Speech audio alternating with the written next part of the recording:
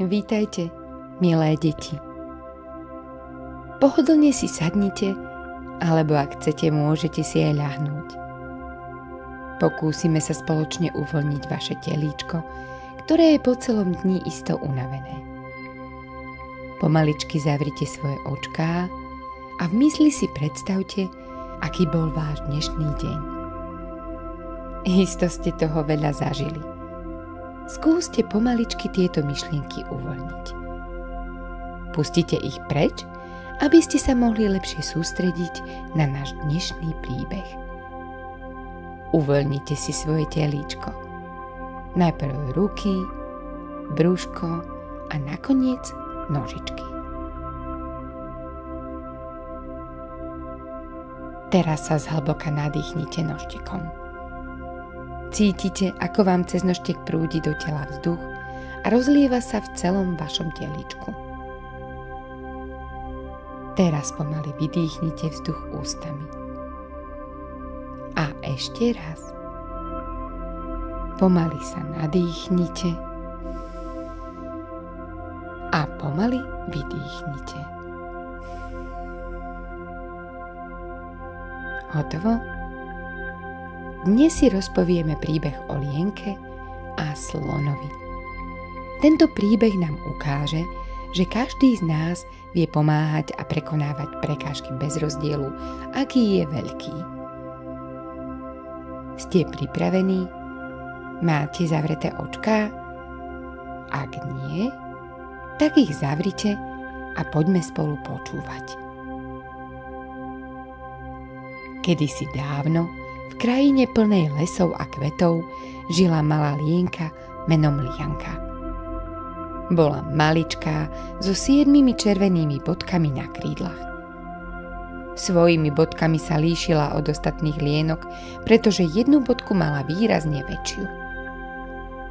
Lianka bola známa svojou veľkou odvahou a túžbou spoznávať svet. Jedného dňa, keď sa prechádzala po kvitnúcej lúke, začula poblízku hlasné stonanie.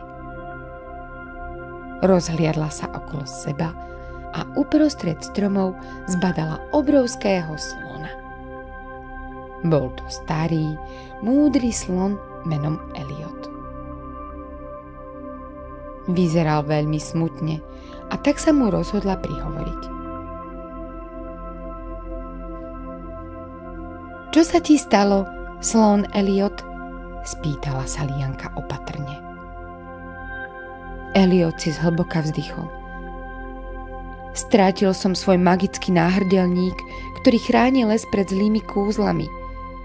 Bez neho nemôžem ochrániť náš les pred čarodejníkom, zlodejom svetla. Ak náhrdelník nenájdem, čarodejník les začaruje.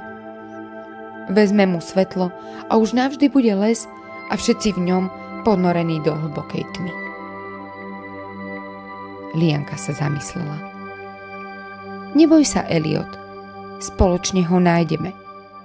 Som síce malá, ale mám dobrý zrak a dostanem sa aj na miesta, kam ty nie. Poď, pomôžem ti.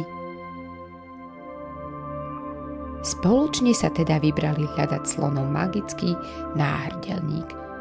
Hneď na okraji lesa ich zastavili obrovské živé kvety, ktoré tancovali vo vetre. Aby ste mohli pokračovať, povedala kvetinová kráľovná. Musíte prejsť cez pole plné tráv, ktoré šteklia. Len ak sa dokážete nesmiať, pustíme vás ďalej. Eliot, veľký a nemotorný, sa smial tak nahlas, že ho bolo počuť široko ďaleko.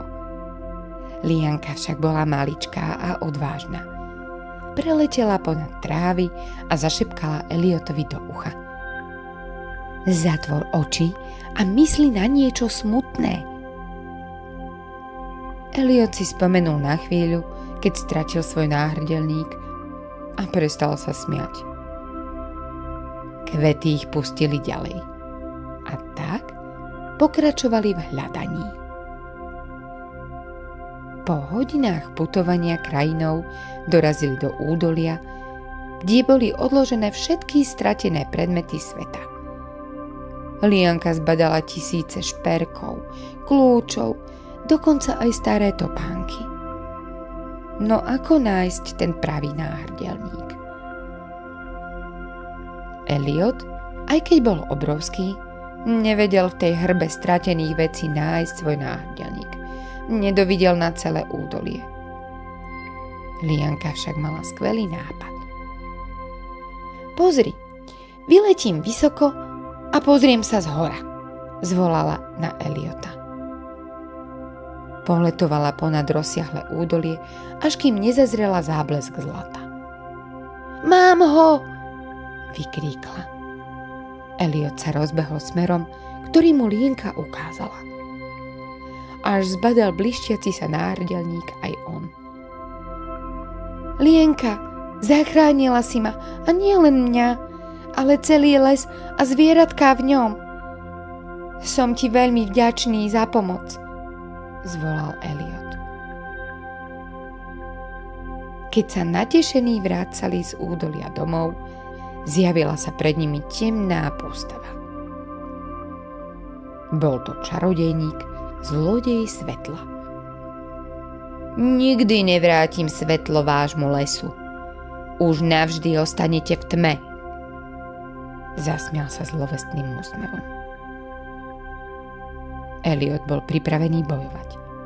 Spoliehal sa na svoju silu a veľkosť. No Lianka vedela, že sila niekedy nestačí. Priletela odvážne k čarodejníkovi a zašepkala mu do ucha tajomstvo, ktoré poznala iba ona. Aj teba kedysi niekto zranil. Preto si smutný a kradneš svetlo. Nechceš, aby všetci okolo teba boli šťastní a usmievali sa. Čarodejník ostal zahanbený. Ako to vieš? Spýtal sa prekvapene. Vidím to v tvojich očiach. Ide z nich smútok a žiaľ, povedala Lianka. Ale vieš čo? Ak vrátiš svetlo, ktoré si lesu vzal, spravíš dobrý skutok.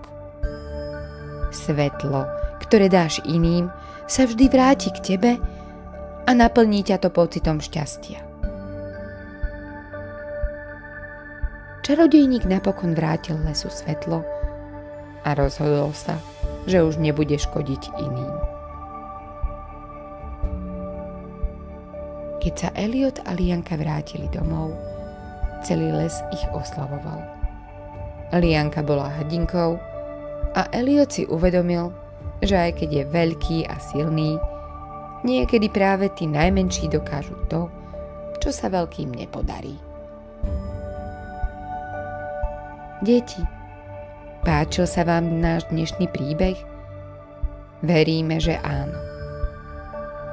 Tento príbeh nám ukázal, že aj keď bola Lienka maličká, sila jej odhodlania pomôcť slonovi bola obrovská. Svojou odvahou a túžbou pomáhať dokázala, že nie vždy je sila ukrytá vo veľkosti tela.